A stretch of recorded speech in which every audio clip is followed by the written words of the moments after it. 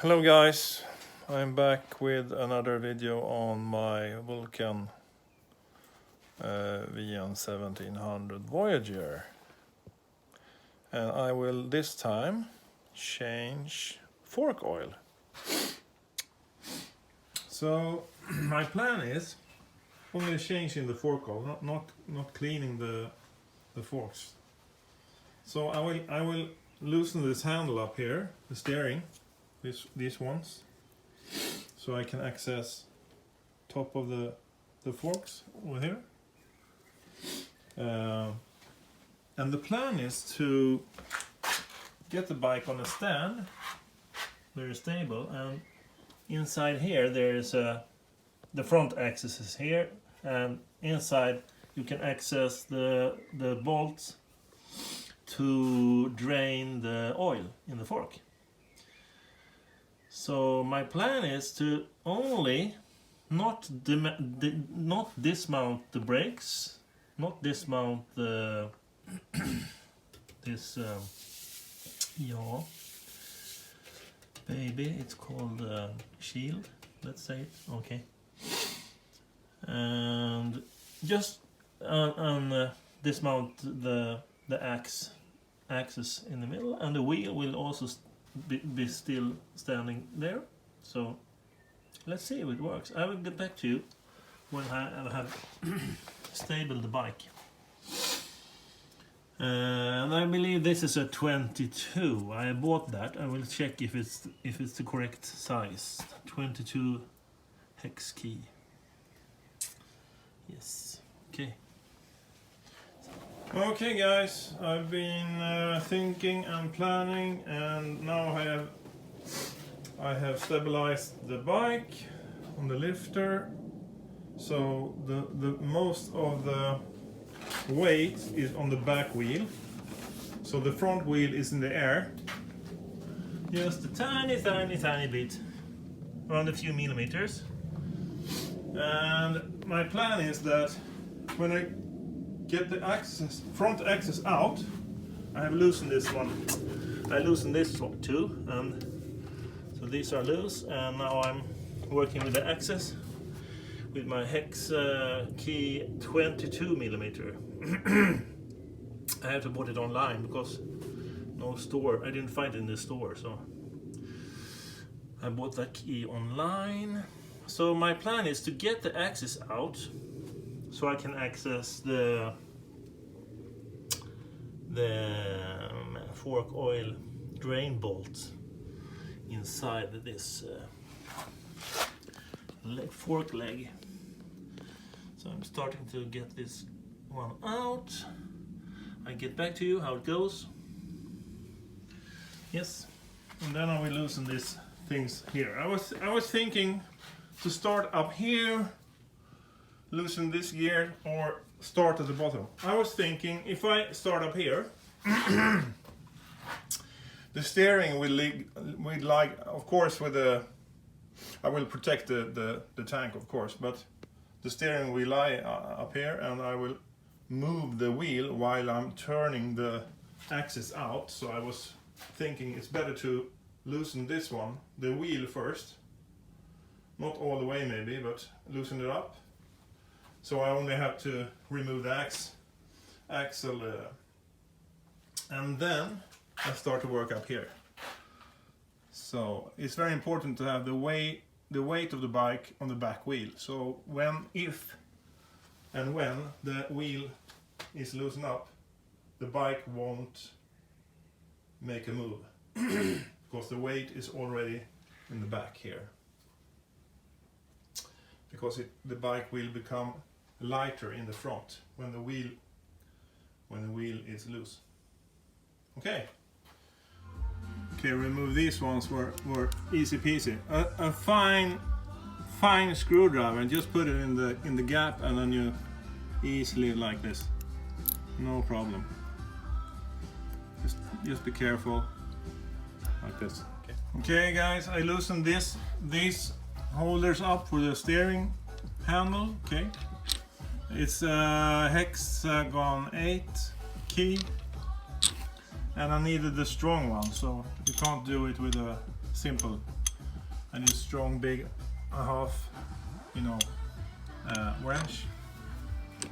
So like this. Yes. These cups were, be careful, this is plastic, but you can remove them by a thin screwdriver. Just normal, you know, flat, thin, and then you like take it easy and pop it out, and there you have the pressure point. Here I'm going to put the pressure and push it down, and then release the ring, and then I will, yes, empty the oil when I have released the axis down here, like I talked about. Okay, I checked another guy's video on YouTube that I need to release this clamp over here with a Allen key, or you could say hexagon key. Oh. It's 6. But before I do like in his video, I will drain the fork oil here. So now the axis is out, as you see, and the wheel is still there. So I just need to get the also number 6 according to his video, and I will drain the oil down here. So I will go for the left first, and then restore the left one, the left fork leg, and then the right fork leg. So far it's working. I got this little bolt out, and I'm draining the fork oil right now.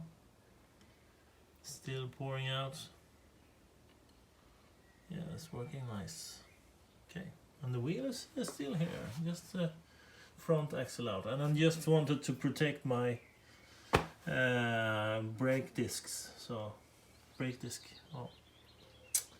But this is really nice, and it didn't splash or anything. It just went pouring down. And I have this old from my coolant switch I did. So I have a measurement here. So it says like 200 millimeter, 400 millimeter, and so on. So I will measure how much it is, and then I will put back the same amount. Yeah. Okay, release this ring. This ring is the lock ring for the head on the spring. So push it down, release this one. I had 2 screwdrivers just to release this one. Pretty easy actually. So this was the lock. Now I'm going to release this one. It's a spring pushing it up, so I need to be careful. Not doing it too fast. Okay, so here's the lock. The top on which was on the spring over there. So I just released it slowly, and there's the spring. So I will refill the oil in here. Okay, great. So great, so great. And I think this has drained. Now it's clear, and it's about 400 and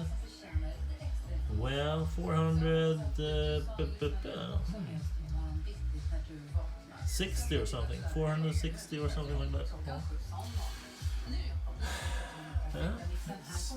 I think I'm gonna let it drain over the night, so it's like finished tomorrow.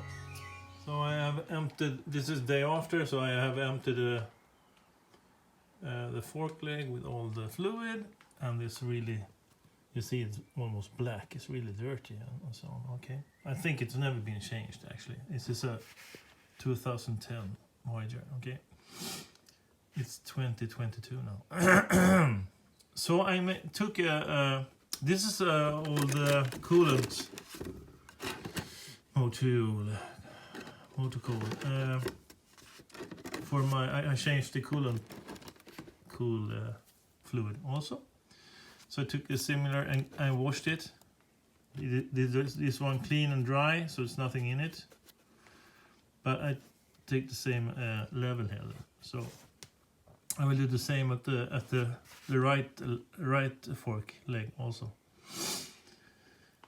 So this is pretty much the same amount. So I will put it back in the leg and then mount. This Allen key this Allen bolt is back on 20 Newton meter, and this one is.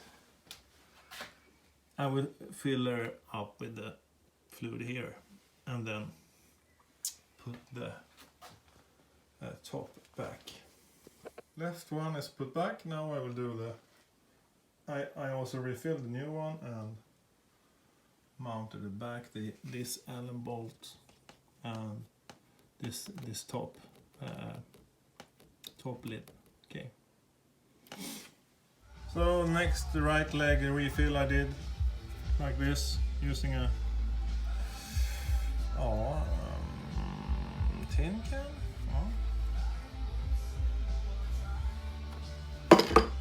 So now I will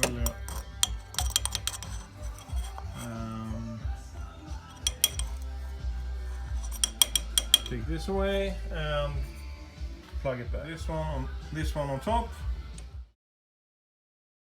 So like this, I pressure it down and then get the spring back and release, and then lock this one, the Allen key here. Hi guys, I just want to give the last sad report from the fork oil exchange. I changed the fork oil, is okay, they're back and everything is back on track.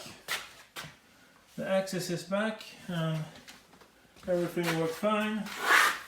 It's on its place. I locked that one. New oil is in.